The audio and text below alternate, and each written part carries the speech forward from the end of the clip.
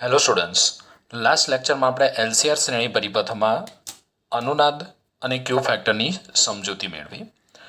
આજના લેક્ચરમાં આપણે તેના પર આધારિત ક્વેશ્ચન આન્સરની ચર્ચા કરીશું.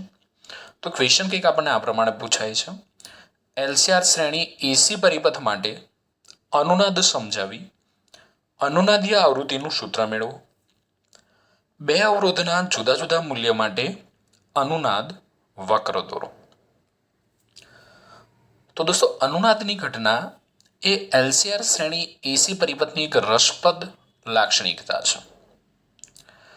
હવે આપણે ધોરણ 11માં જે અનુનાદ વિશે ભણીને આવ્યા છીએ એની વાત કરીએ. તો દોલન કરી શકે એવું કોઈ પણ તંત્ર જે નિશ્ચિત આવૃત્તિથી દોલન કરતું હોય તે નિશ્ચિત આવૃત્તિને આપણે તંત્રની પ્રાકૃતિક આવૃત્તિ કહીએ છીએ. અને જ્યારે દોલન કરતા તંત્રની પ્રાકૃતિક આવૃત્તિ કોઈ બાહ્ય આવર્તક બળની આવૃત્તિ જેટલી થાય ત્યારે દોલન કરતા તંત્રોનો કંપવિસ્તાર મહત્તમ બને છે અને આ ઘટનાને આપણે અનુનાદ કહીએ છીએ. તો એના પર આધારિત મુદ્દા આપણે કંઈક આ પ્રમાણે લખીશું કે દોલન કરતા તંત્રની કોઈ એક નિશ્ચિત આવૃત્તિને તેની પ્રાકૃતિક આવૃત્તિ કહે છે. દોલન કરતા તંત્રની કોઈ એક નિશ્ચિત આવૃત્તિ, એટલે કે તંત્ર જે નિશ્ચિત આવૃત્તિથી દોલન કરતું હોય એ નિશ્ચિત આવૃત્તિને તંત્રની પ્રાકૃતિક આવૃત્તિ કહે છે. દોલન કરી શકે તેવા તંત્રની પ્રાકૃતિક આવૃત્તિ અને બાહ્ય આવર્તક બળની આવૃત્તિ લગભગ સમાન થાય તો તંત્રના દોલનોનો કંપવિસ્તાર મહત્તમ બને છે. તો તંત્રના દોલનોનો કંપવિસ્તાર મહત્તમ બનવાની ઘટનાને અનુનાદ કહીએ છીએ. આપણે એલસીઆર શ્રેણી એસી પરિપથમાં અનુનાદની ઘટના સમજવાની છે.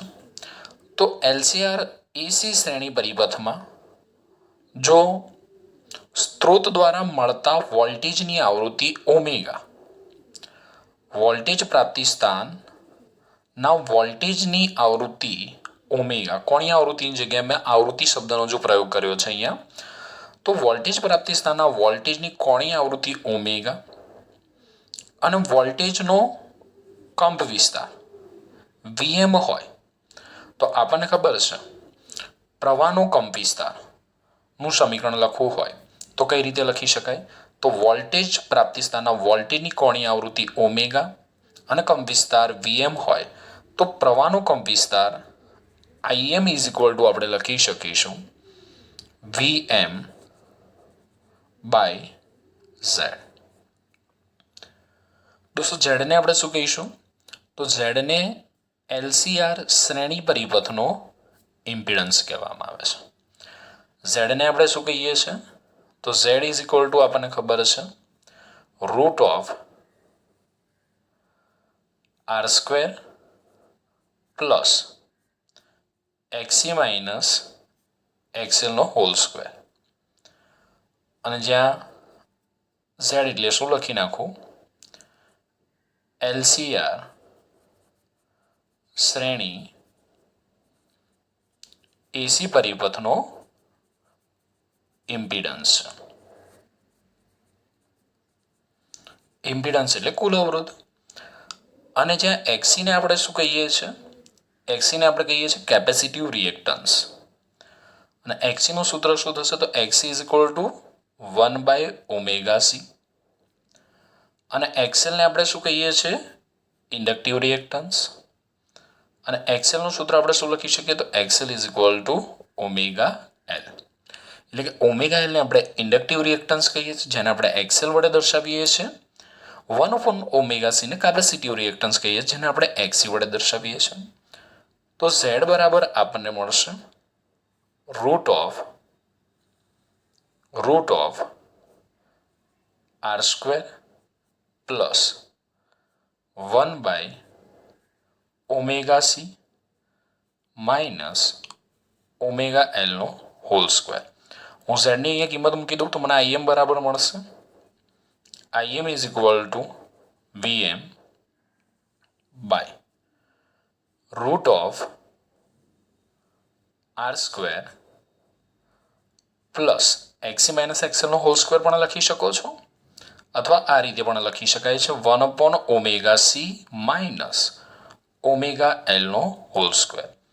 આને આપણે કહી દઈએ સમીકરણ નંબર 1. દોસ્તો આ સમીકરણ ઉપરથી કહી શકાય કે એલસીઆર શ્રેણી પરિપથમાં લાગુ પાડેલ વોલ્ટેજની જો કોણીય આવૃત્તિ ઓમેગા બદલવામાં આવે તો પરિપથમાં વહેતા પ્રવાહનું મૂલ્ય બદલાય. જો ઓમેગાનું મૂલ્ય બદલવામાં આવે તો વોલ્ટેજનું મૂલ્ય બદલાય, વોલ્ટેજનું મૂલ્ય બદલાય તો પ્રવાહનું મૂલ્ય બદલાય.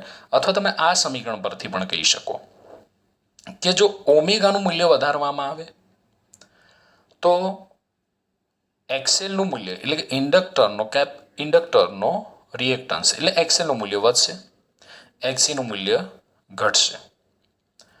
ઓમેગાનું મૂલ્ય વધારવામાં આવે તો એક્સેલનું મૂલ્ય વધશે, એક્સીનું મૂલ્ય ઘટશે. એટલે આપણને તફાવત કેવો મળશે? મોટો મળશે. એટલે ઇમ્પિડન્સનું મૂલ્ય કેવું મળશે? મોટું મળશે. પરિણામે પ્રવાહનું મૂલ્ય ઓછું મળશે. જો ઓમેગાનું મૂલ્ય નાનું લેવામાં આવે તો એક્સીનું મૂલ્ય મોટું મળશે, એક્સીલનું મૂલ્ય નાનું મળશે.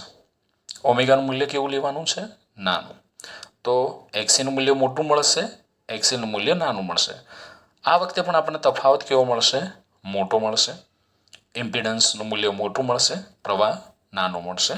અગાઉના લેક્ચરની અંદર મેં તમને સમજાવેલું છે કે આવૃત્તિ નાની લેવામાં આવે કે મોટી લેવામાં આવે, પ્રવાહનું મૂલ્ય કેવું મળશે?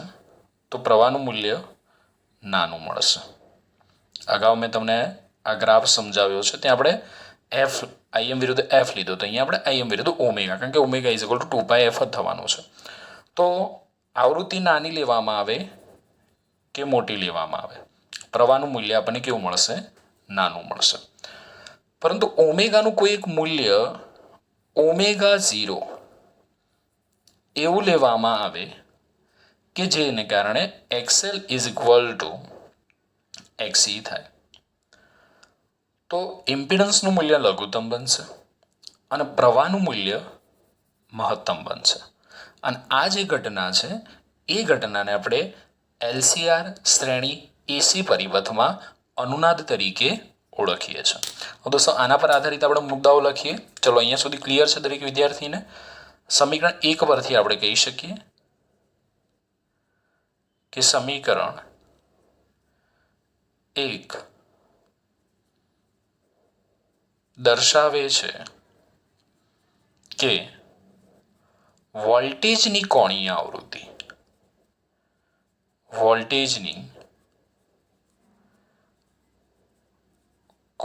આવૃત્તિ ઓમેગા બદલવામાં આવે તો પરિપથમાં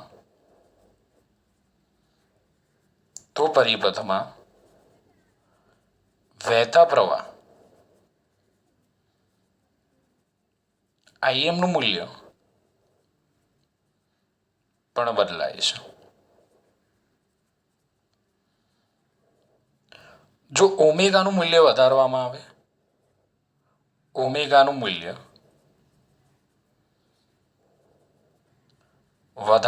આવે, તો ઇન્ડક્ટરનો અસરકારક અવરોધ એક્સએલ વધે અને કેપેસિટરનો અસરકારક અવરોધ એક્સી ઘટશે. આનાથી ઉલટું પણ લખી નાખીએ કે ઓમેગાનું મૂલ્ય ઘટાડવામાં આવે તો એક્સએલ ઘટે અને એક્સી વધે. જો ઓમેગાનું એવું કોઈ મૂલ્ય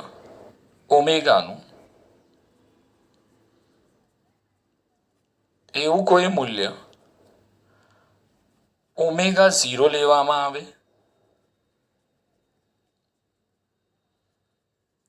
કે જેથી XL is equal to XC થાય. ઓકે દોસ્તો, હવે XL is equal to XC હું આને આ રીતે પણ લખી શકું કે omega 0 L is equal to 1/ઓમેગા 0 સી થાય ત્યારે ઇમ્પિડન્સ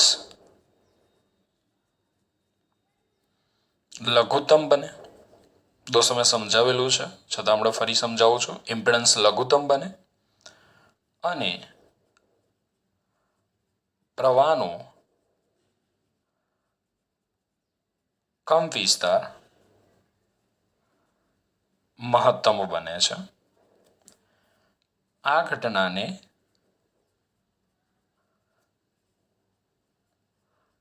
અનુનાદ કહે છે. હવે આપણે વ્યાખ્યા લખવી તો કઈ રીતે લખી શકાય? તો વ્યાખ્યા કંઈક આ રીતે લખી શકાય કે વોલ્ટેજની કોણીય આવૃત્તિ, વોલ્ટેજની કોઈ ખાસ કોણીય આવૃત્તિ ઓમેગા 0 માટે વોલ્ટેજની કોઈ ખાસ કોણીય આવૃત્તિ ઓમેગા 0 માટે પ્રવાહનો કંપ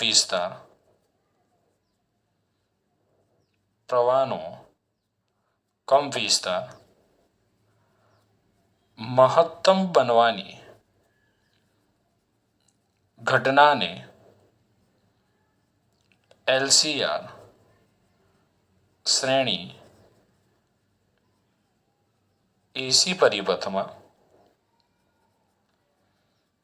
શ્રેણી અનુનાદ કરે છે. ઓકે દોસ્તો, તો આપણને આટલા થિયરિટિકલ મુદ્દા આવડવા જોઈએ. અહીંયા તમે ઝેડની જગ્યાએ √r² પ્લસ એક્સી માઇનસ એક્સએલનો હોલ સ્ક્વેર પણ લખી શકો છો. બરાબર છે. હવે આ સમીકરણના આધારે આપણે બધી ચર્ચા કરવાની છે કે સમીકરણ 1 પરથી કહી શકાય કે વોલ્ટેજની કોણીય આવૃત્તિ ઓમેગાને બદલવામાં આવે તો પરિપથમાં વહેતા પ્રવાહ આઈએમનું મૂલ્ય બદલાય છે. ઓમેગાનું મૂલ્ય વધારવામાં આવે તો એક્સએલ વધે, એક્સી ઘટે. ઓમેગાનું મૂલ્ય ઘટાડવામાં આવે તો એક્સએલ ઘટે, એક્સી વધે. ઓમેગાનું કોઈ એક મૂલ્ય ઓમેગા 0 એવું લેવામાં આવે કે જેથી એક્સએલ એક્સી થાય અને એક્સએલ એક્સી થાય ત્યારે LCR શ્રેણી પરિપથનો ઇમ્પિડન્સ લઘુત્તમ બનશે, પ્રવાહનો કંપ વિસ્તાર મહત્તમ બનશે. આલેખ દ્વારા પણ તમે જોઈ શકો છો અને આ ઘટનાને આપણે અનુનાદ કહીએ છીએ. તો એની પર્ટિક્યુલર ડેફિનેશન આપણે કંઈક આ રીતે આપી શકીએ છીએ કે વોલ્ટેજની કોઈ ખાસ કોણીય આવૃત્તિ ઓમેગા 0 માટે પ્રવાહનો કંપ વિસ્તાર મહત્તમ બનવાની ઘટનાને LCR શ્રેણી એસી પરિપથમાં અનુનાદ કહે છે. ચાલો સ્ક્રીનશોટ લઈ લો, પછી આપણે આગળ જઈએ.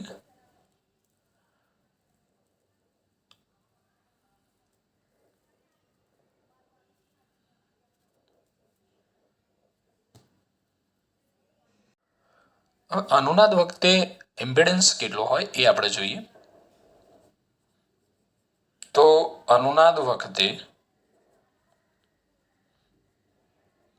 ઇમ્પિડન્સ દોસ્તો આપણને ખબર છે ઇમ્પિડન્સનું સૂત્ર Z = √r² plus XC minus એક્સએલનો હોલ સ્ક્વેર. પરંતુ અનુનાદની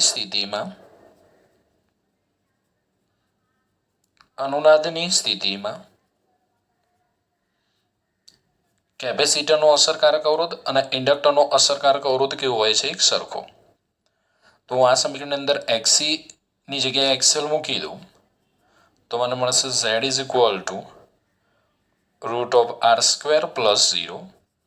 તો Z = મને મળશે R.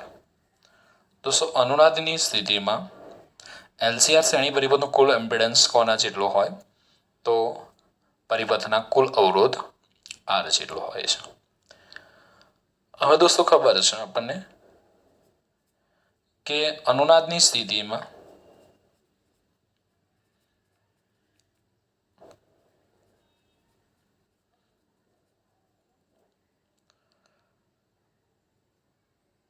પરિપથમાં પ્રવાહ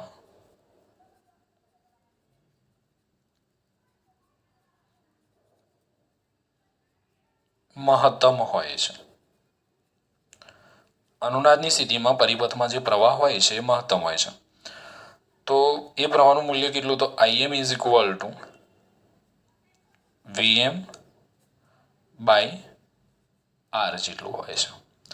કારણ કે આપણને ખબર છે અહીંયા I M is equal to VM by Z, but Z is equal to R. એટલે અનુનાદની સ્થિતિમાં અથવા અનુનાદીય આવૃત્તિએ પરિપથમાં પ્રવાહ કેવો હોય છે? મહત્તમ હોય છે. આઈ એમ અને મેક્સ બુકમાં આ રીતે લખ્યું, તમે આ રીતે પણ લખી શકો. I M max is equal to VM by R જેટલું હોય છે. હવે આપણે અનુનાદીય આવૃત્તિનું સૂત્ર મેળવીએ. તો આપણને ખબર છે કે એક્સએલ ઇઝ ઇક્વલ ટુ એક્સી હોવાથી એક્સએલની જગ્યાએ હું લખીશ ઓમેગા 0L, એક્સીની જગ્યાએ લખીશ 1/ઓમેગા 0C. આ સમીકરણ આપણે આ રીતે લખી શકીએ omega 0² is equal two 1/LC. તો આપણને ઓમેગા 0 બરાબર મળશે 1/√LC. પરીક્ષામાં આપણને 1/√LCનું પારિમાણિક સૂત્ર કે એકમ પૂછી શકાય. તો શું થશે? રેડિયન પર સેકન્ડ. 1/√LCનો એકમ રેડિયન પર સેકન્ડ. ઓકે દોસ્તો, તો આપણને આ સમીકરણ મળ્યું અનુનાદીય કોણીય આવૃત્તિનું. ઓમેગા 0ને આપણે શું કહીએ છીએ? તો ઓમેગા 0ને એલસીઆર શ્રેણી પરિપથની પ્રાકૃતિક કોણીય આવૃત્તિ અથવા એને અનુનાદીય કોણીય આવૃત્તિ કહે છે. ઓમેગા 0ની જગ્યાએ આપણે શું લખી શકીએ?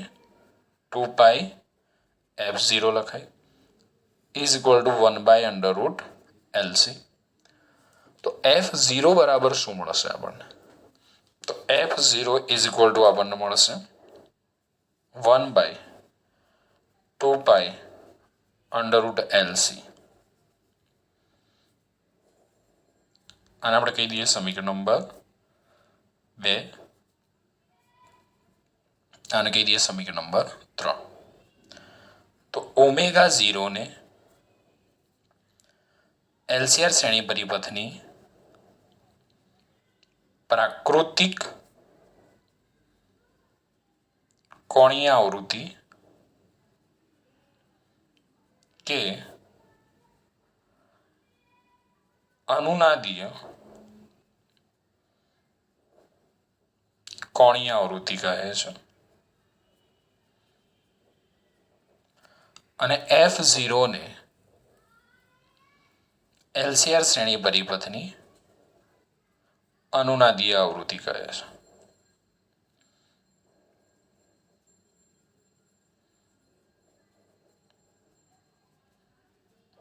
ઓકે દોસ્તો, જોઈ લો અહીંયા સુધી. અનુનાદ વખતે ઇમ્પિડન્સનું મૂલ્ય કેવું હોય છે? તો અનુનાદ વખતે ઇમ્પિડન્સનું મૂલ્ય ન્યૂનતમ હોય, પરિપથમાં પ્રવાહ મહત્તમ હોય. અનુનાદીય આવૃત્તિ omega 0 is equal two 1/√LC અને f0 is equal two 1/2π√LC જેટલી હોય છે. ઓકે દોસ્તો, તો આપણને ક્વેશ્ચન પૂછાય કે એલસીઆર શ્રેણી પરિપથમાં અનુનાદ સમજાવી અનુનાદીય કોણીય આવૃત્તિનું સૂત્ર મેળવો. તો અહીંયા સુધી આપણે લખીશું. હજી આપણે આલેખની ચર્ચા કરવાની બાકી છે. ચલો અહીંયા સુધી સ્ક્રીનશોટ લઈ લો, પછી આપણે આગળ જઈએ.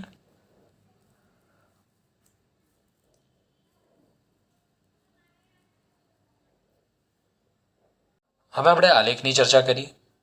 તો એલસીઆર એસી શ્રેણી પરિપથ માટે અવરોધના બે જુદા જુદા મૂલ્ય માટે ઓમેગા સાથે આઈએમમાં થતો ફેરફાર દર્શાવતા આલેખને આપણે અનુનાદ વક્ર કહીએ છીએ. ઓમેગા સાથે આઈએમમાં થતો ફેરફાર દર્શાવતા આલેખને આપણે અનુનાદ વક્ર કહીએ છીએ.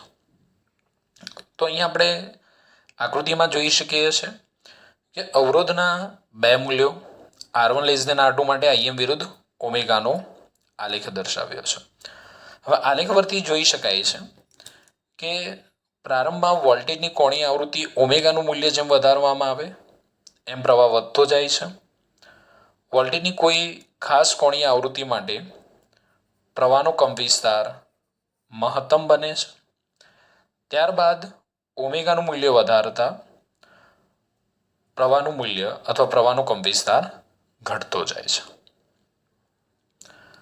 આલેખ ઉપરથી આપણે બીજી બાબત પણ નોંધી શકીએ છીએ કે અવરોધનું મૂલ્ય વધારીએ. અહીંયા R1 એ R2 કરતાં નાનો છે. જો અવરોધનું મૂલ્ય વધારવામાં આવે તો પ્રવાહનો મહત્તમ કંપવિસ્તાર ઘટે છે. કારણ કે આપણે આ સૂત્ર પરથી ચર્ચા કરી શકીએ. IM is equal two VM/R. IM is equal two VM/R.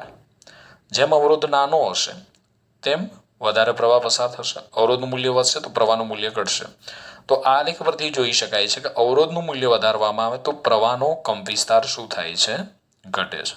Okay દોસ્તો, તો લાસ્ટ આપણે IM વિરુદ્ધ ઓમેગાના આલેખના આધારે અનુનાદ વક્ર વિશે માહિતી મેળવી કે IM વિરુદ્ધ ઓમેગાના આલેખને આપણે શું કહીએ છીએ? તો IM વિરુદ્ધ ઓમેગાનો જે આલેખ છે એની અંદર જે આપણને વક્ર મળે છે એને આપણે અનુનાદ વક્ર કહે છે. અને આલેખ ઉપરથી આપણે કહી શકીએ છીએ કે અવરોધનું મૂલ્ય વધારવામાં આવે તેમ પ્રવાહનો કંપવિસ્તાર ઘટે છે. પ્રારંભ ઓમેગાનું મૂલ્ય વધારતા પ્રવાહનું મૂલ્ય વધે. ઓમેગાના કોઈ એક મૂલ્ય માટે પ્રવાહ મહત્તમ બને અને ત્યારબાદ ઓમેગાનું મૂલ્ય વધારતા પ્રવાહ ઘટે છે.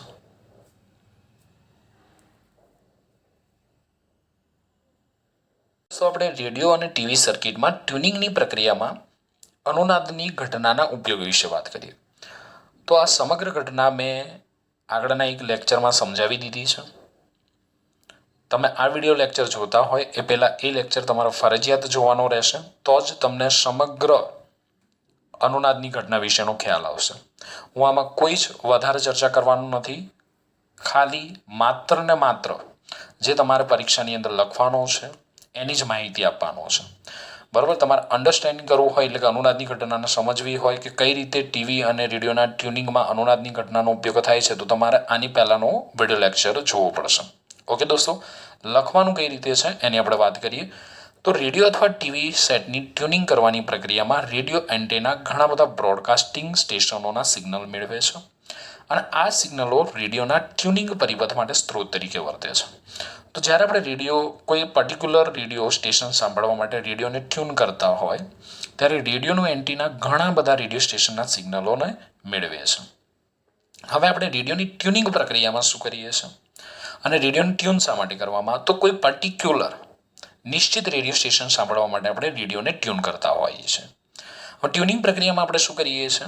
તો ટ્યુનિંગ કરવા માટે કેપેસિટરના કેપેસિટન્સનું મૂલ્ય એવી રીતે બદલવામાં આવે છે કે જેથી અનુનાદીય આવૃત્તિનું મૂલ્ય નિશ્ચિત રેડિયો સિગ્નલની આવૃત્તિ જેટલું થાય.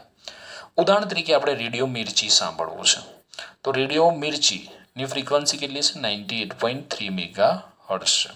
હવે કેપેસિટન્સનું મૂલ્ય એવી રીતે બદલવામાં આવે કે જેથી F0નું મૂલ્ય રેડિયો સિગ્નલની આવૃત્તિ જેટલું એટલે કે 98.3 મેગા હર્ટ્ઝ જેટલું થાય. ત્યારે પરિપથમાં અનુનાદ થાય છે અને પ્રવાહનો કંપવિસ્તાર મહત્તમ બને છે, જેથી આ સ્ટેશન આપણે સ્પષ્ટ સાંભળી શકીએ છીએ. દોસ્ત ધ્યાન આપજો, અનુનાદીય આવૃત્તિ F0 નું સૂત્ર છે 1/2π√LC. તો આપણને પર્ટિક્યુલર સ્ટેશન ક્યારે સંભળાશે? તો જ્યારે અનુનાદીય આવૃત્તિનું મૂલ્ય રેડિયો એન્ટેનાએ મેળવેલી કોઈ પર્ટિક્યુલર ફ્રીક્વન્સી જેટલું થશે, બંનેની ફ્રીક્વન્સી સમાન થાય ત્યારે. તો F0નું મૂલ્ય શેના પર આધાર રાખે છે? L અને C પર આધાર રાખે છે. એટલે આપણે કાં તો C કાં તો L બદલીને F0નું મૂલ્ય ફિક્સ કરી શકીએ છીએ અથવા બદલી શકીએ છીએ. તો L અને C બંને હાજર હોય તેવા જ પરિપથોમાં અનુનાદ થઈ શકશે. કેમ? તો આપણને ખબર છે કે VL એ I કરતાં કળામાં π/2 જેટલું આગળ હોય, VC એ I કરતાં π/2 જેટલું પાછળ હોય છે. એટલે કે L અને C ના વોલ્ટેજની કળા પરસ્પર વિરુદ્ધ હોય છે. પરિણામે તેમના બે છેડા વચ્ચેનો વોલ્ટેજ એકબીજાને નાબૂદ કરે છે અને પ્રવાહનો કંપવિસ્તાર Im max = Vm/R થાય છે. એટલે કે વોલ્ટેજ પ્રાપ્તિ સ્થાનનો સંપૂર્ણ વોલ્ટેજ આપણને આરના બે છેડા વચ્ચે મળે છે, કારણ કે VL અને VC એકબીજાની અસર નાબૂદ કરે છે. આથી સ્ત્રોતનો સંપૂર્ણ વોલ્ટેજ LCR પરિપથમાં સ્ત્રોતનો સંપૂર્ણ વોલ્ટેજ આપણને આરના બે છેડા વચ્ચે મળે છે અને આથી આપણે કહી શકીએ RL અને RC પરિપથમાં અનુનાદ મેળવી શકાય નહીં. બીજી રીતે પણ સમજી શકાય કે F0 not depend on R. એટલે આરની વેલ્યુ ચેન્જ કરીને આપણે F0ની વેલ્યુ બદલી શકતા નથી, જેને કારણે RL અને RC પરિપથમાં અનુનાદ મેળવી શકાય નહીં. માત્ર L અને C હાજર હોય તેવા જ પરિપથોમાં આપણે અનુનાદ મેળવી શકીએ છીએ.